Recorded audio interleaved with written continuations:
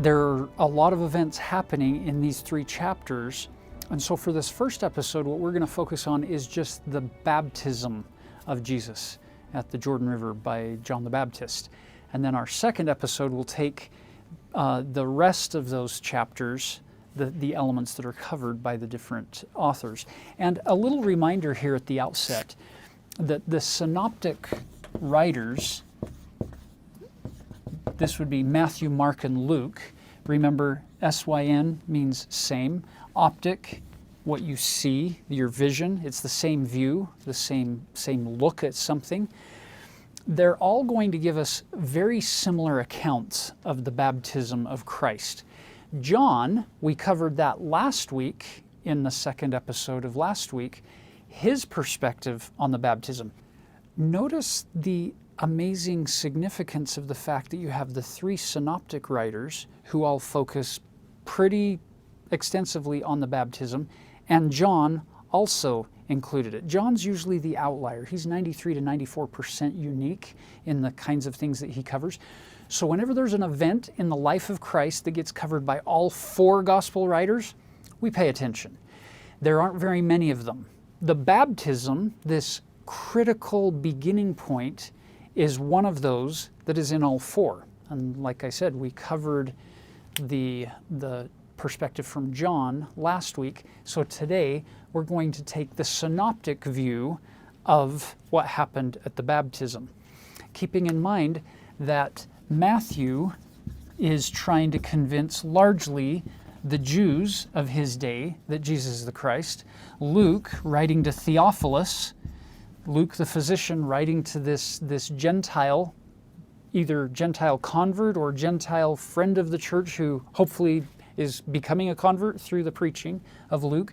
And then you get Mark. We haven't really introduced Mark yet. So this is a great place to bring up his gospel. First time we're going to interact with him.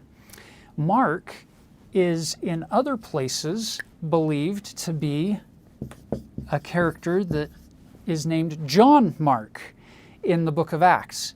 He, by some Christian tradition, he is the nephew of Barnabas, who on Paul's first missionary journey takes Barnabas as his companion, and they take John Mark with them. And they go, and John Mark forsakes the mission partway through, and that makes Paul mad. And we'll cover that story later in the year. The significant element for Mark's gospel is the fact that Mark seems to be Peter's personal secretary, his personal scribe. So when you're reading Mark's gospel, it's almost as if you're getting a second-hand scribal account of the life of Jesus through the lens of Peter, his chief apostle. So you get 3 different views, and sometimes we get really frustrated when we read the Bible because maybe Matthew gives us the order of the events of X, Y, Z, and he tells them from this angle. And then Mark comes along and he gives us X, Z, Y, and he tells it from this angle. And then Luke gives us Y, Z, X, and he tells it from this angle. And we say, wait, something's wrong. And it's all about our expectations that we bring into the text. Over the years, I've realized that the scriptures are like a person that you have a relationship with. And when we enter into a relationship with somebody and we have expectations for that person, and if those expectations are not met, we might feel disappointed. So I've known people who bring a bunch of assumptions and expectations to the scriptures, and when the scriptures don't fulfill those expectations or assumptions, they blame the scriptures and they blame God.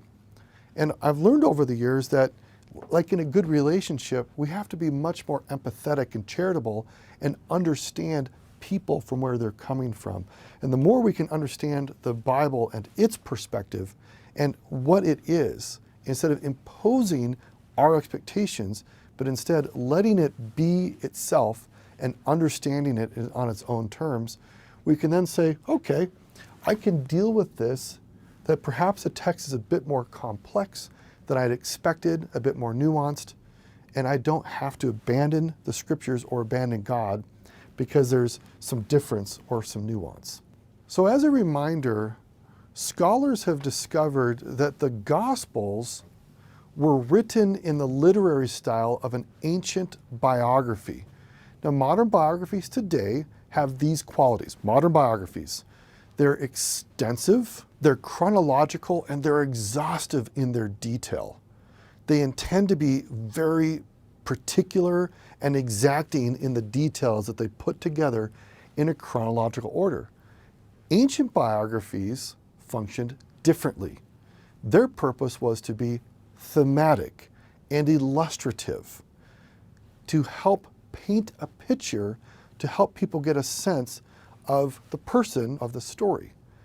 So when we get into the Gospels, we sometimes might find ourselves a bit disrupted in our expectations, because we might want a fully exhaustive, deep details, fully accurate in every conceivable way, instead of a bit more artistry or a bit more poetry, the way it was done anciently. So as you engage with the four Gospels, let's try to engage it through its approach, which is to help us to experience a bit of Jesus and his character, instead of every last detail needs some kind of historical reference point that we can verify with 4 other outside witnesses before we're going to believe it.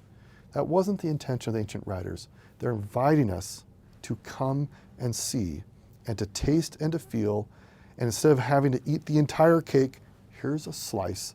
You get a taste for what is. And if you come and see, you will get the full thing when you enter the presence of God.